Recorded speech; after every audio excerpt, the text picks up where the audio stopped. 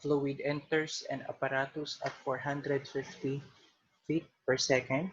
Initially, the pressure of the fluid is 120 pound-force per square inches absolute.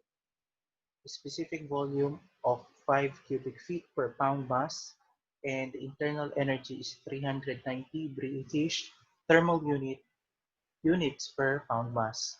The fluid leaves the apparatus at 25 pound-force per square inch absolute, specific volume of 20 cubic feet per pound mass, an exit velocity of 1,000 feet per second, and internal energy of 120 British thermal units per pound mass.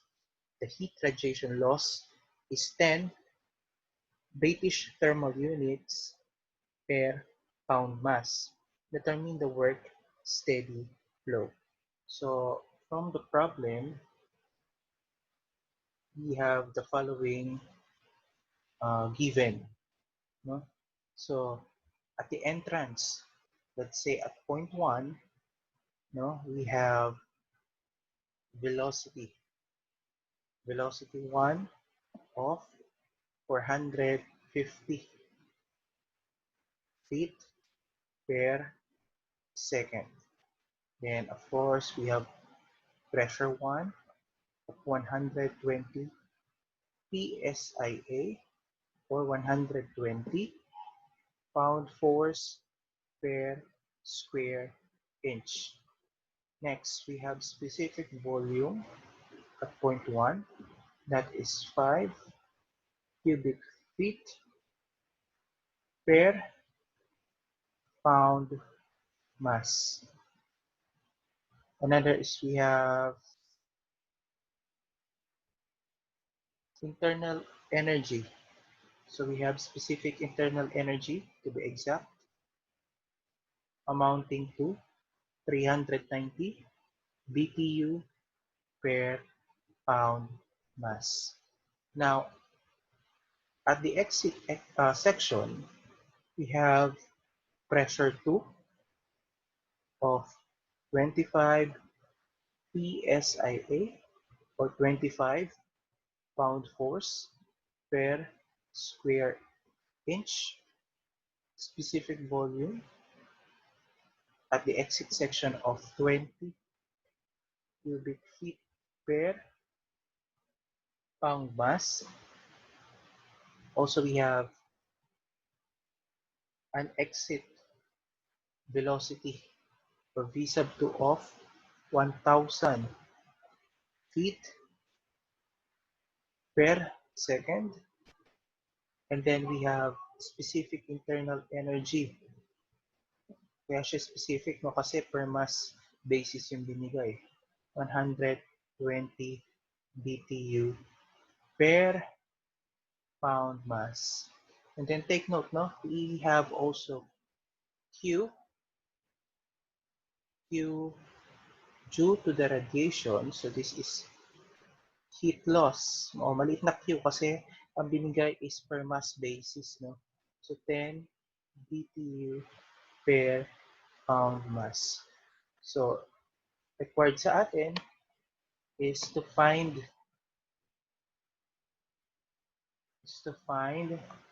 the work steady flow. Work steady flow. Okay, probably this is per mass basis. Solve natin. Again, so kung meron tayong apparatus, let's say ito yung ating apparatus, no? So may papasok dyan, a fluid. Let's say this is your point 1. So meron daw siyang velocity 1, pressure 1, specific volume 1, no? And then at the exit section, palagay natin dito na lang, you have velocity 2, pressure 2, ano pa? Specific volume 2, internal energy 2, of course, meron din to internal energy 1, no? So, walang nabanggit about Z. So, of course, meron yung Z1 and Z2. Walang nabanggit, we safely assume that Z1 is equal to Z2. So, pantay yung kanilang elevation. Okay? So, in this case, ang hinahanap ay work steady flow. Again, we will be using SFEE. So, by steady flow energy equations or pwedeng energy balance kung saan Pearson. So, we have energy in minus energy out equals change in energy within the system. So ito yung mahaba, no? Ito yung proper. Pero kung sanay naman kayo dun sa, kunyari, sa mga nakikita nyong shortcut, pwede rin naman yung energy in equals energy out. So, pasok si potential, si kinetic, si internal energy, si flow work 1, si heat. Then lalabas naman sa kabila naman side, which is yung exit section, si PE2, KE2, U sub 2, flow work 2, and work. No? So make sure na magkahiwalay si heat at si work. No? So ito na lang muna ang gagamitin ko since sa lecture, ito yung binigay ko. So we have energy in. So lahat ng kasama dito sa left side ng equation. So we have Q, say Q in minus Q out. Then plus flow work in minus flow work out. And then, of course, we have work external in minus work external out. No? Equals, we have delta U plus delta PE plus delta KE. So, isa-isahin natin. Meron bang pumasok na heat? Wala. Wala ito, no? But take note, may nabanggit, no? Heat loss due to radiation, no? Merong binigay. So therefore, note na lang muna natin dito yung ating Q out is yung ating heat loss, which is equal to Q ng radiation. Okay. Flow work in. So take note, no? Flow work in is equal to, anong formula kaya ito? O, flow work 1, which is equal to P1 times volume 1. Okay? Or, ano ba ang formula ng volume? In terms of mass, pwede natin siyang express as mass times specific volume 1. O, check natin. Meron ba nito? Meron. Given to. Meron ba nito? Meron din. Given. So, meron tayong flow work 1. Consequently, yung ating flow work out, yan yung ating flow work 2, which is equal to P2 V2. No? So, again, this is mass times specific volume 2. So, given si pressure, given si specific volume 2. O, mabalik tayo kay Q rad. So, this is mass in terms of mass, no? So, Q rad is equal to mass times yung Q rad, no? Yung maliit na Q. Ibig sabihin nito is mass basis. So, is per mass basis. So, dito naman, walang problema dyan. Okay.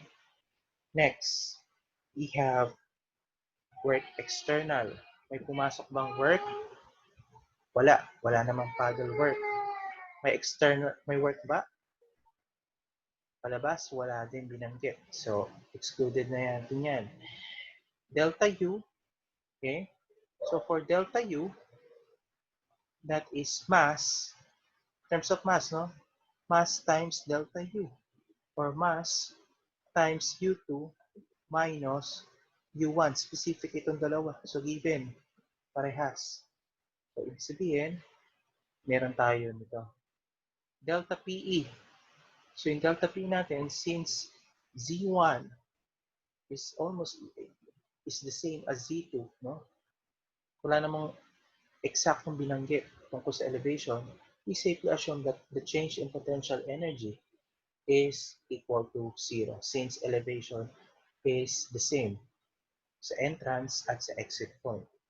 And then we have delta KE, okay? So delta KE, so we have mass times what? Uh, Mass over 2 times proportional constant times what? V sub 2 raised to 2 minus V sub 1 raised to 2. Okay. Given si velocity sa exit section, given this velocity sa entrance section. So, meron tayong delta KE. So, kung papalitan natin ito at pasisimplihin natin, so I will be having negative Q due to radiation plus what?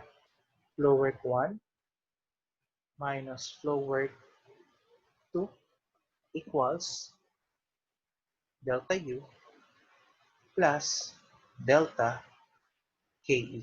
Okay? By the way, no, correction pala. Ang hinahanap nga pala ay work steady flow. So may lalabas na work steady flow dito. So hindi po ito zero. Correction. Okay? Kaligtaan lang po. So we have work external out. So yung work na palabas natin is work steady flow. Or that is what? Mass times work steady flow. So itong po ay per mass basis. So ibig sabihin, per kilogram or per pound mass, no? Depende sa unit. So, again, usin natin ito. So we have negative Q rad plus flow work 1 times flow work 2 plus quantity negative work steady flow, malaki muna isusulat ko, equals delta U plus delta KE. Okay? So, this one is equal to negative mass times Q rad. Kung mag-per mass basis tayo, since wala naman talagang mass na binigay at walang way para mahanap natin yung mass, plus flow work 1, ito na ang isusulat ko. No? So we have mass times P1 times specific volume 1 minus mass times pressure 2, specific volume 0.2 minus mass times work steady flow na per mass basis equals mass times Q2 U sub 2 minus U sub 1 plus delta KE na M over 2 times the proportionality constant times V sub 2 squared minus V sub 1 squared. So ano napansin natin? Common factor nila is mass, no? So multiply natin both sides of the equation by 1 over m. So makancel na lahat si mass. Ano ang matitira? So you have negative Q rad plus P1 V1 minus P2 V2 minus work steady flow per mass basis equals Q sub 2 minus U sub 1, specific internal energy at point 2 minus specific internal energy at point 1, plus 1 over 2 times proportionality K times V sub 2 raised to 2 minus V sub 1 raised to 2. Okay? So transpose natin itong dalawa dito and then ito doon sa kabila para maging positive siya. Or i-isolate natin si work steady flow sa left side of the equation. So I have here work steady flow per mass basis is equal to negative Q rad plus P1 V sub 1 minus P2 V sub 2 minus quantity U sub 2 minus U sub 1 minus 1 over 2 proportionality constant times K 1 over 2 times K times v sub 2 raised to 2 minus v sub 1 raised to 2. So ito po yung gagamitin nating equation. Then substitute the values. We have work steady flow per mass basis is equal to negative, this is 10 BTU per pound mass. Okay? Plus, ito na, mahaba-haba.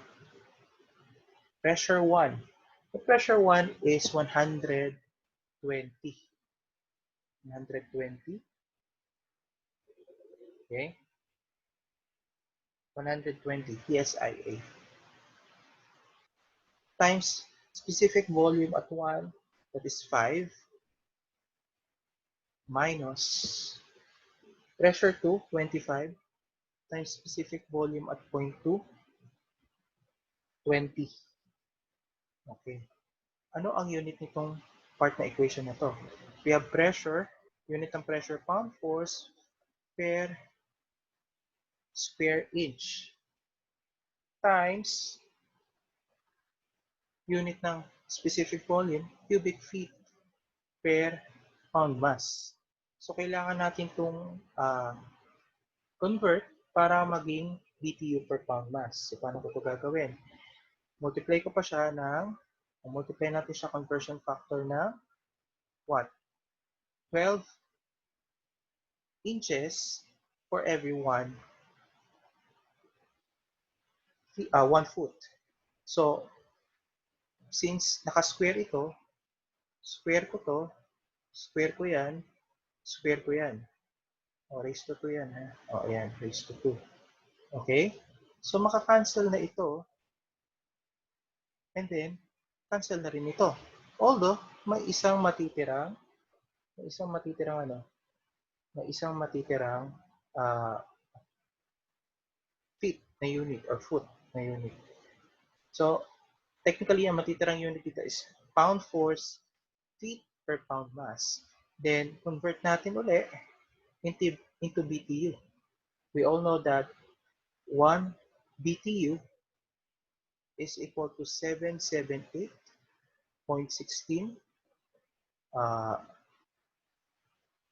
pound force feet. O, ayan. So, makancel na rin ito. So, ang matitira na unit is BTU per pound mass, consistent do sa unit ng ating unang term ng equation. So, close to na ito. Okay na to. Na itong second term. Ito na tayo sa third term. Minus, ang aking u sub 2 is 120. Minus u sub 1 ko ay 390. So, this is in BTU per pound mass. Okay na yan. Minus 1 over 2 times proportionality constant. So, ang gagamitin ko is yung pang-English, 32.174 pound mass feet per pound force second square. So, yan po, yung aking gagamitin proportionality constant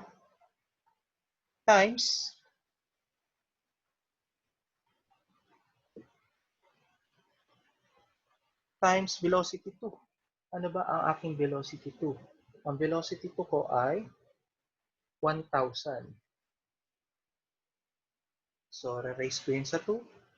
Minus velocity 1 ko is 450 raised to 2. So, ano bang unit nitong velocity?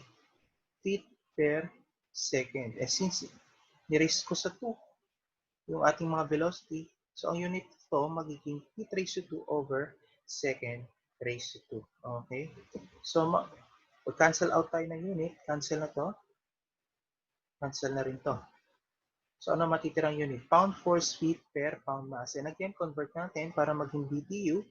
So, we have 1 BTU for every 778.16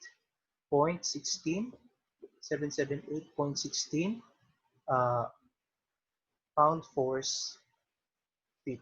So, cancel na to. Cancel na to. So, ang matitira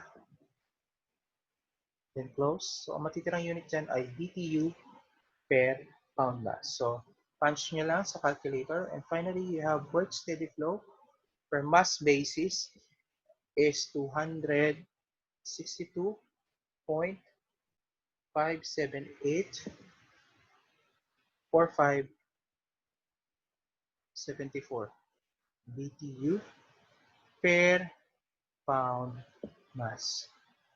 So, ito po ang sagot sa ating problem. So, pwede rin naman, no, kung gusto nyo, pwede nyo itry yung nakasanayan, energy in equals energy out. So, pasok si potential energy 1, kinetic energy 1, internal energy 1, flow work 1, katulad ng nabanggit ko kanina, plus heat equals KE2 plus KE2 plus U sub 2 plus flow work 2 plus work steady flow. Ano lang ang magiging i-adjust nyo ng konti dito? Una, itong heat, no? Since it indicates problem na heat loss yun, so gagawin yung negative Q. Ito. Okay? Yun lang naman, no? And then, the rest, cancel ito kasi same elevation. Ano pa mawawala dyan? Yun lang, no? The rest, pasok na. So, kung tutuloy nyo to, parehas lang din na makukuha nyo, no? 262.5784574 BTU per pound mass. So, yan po ang sagot.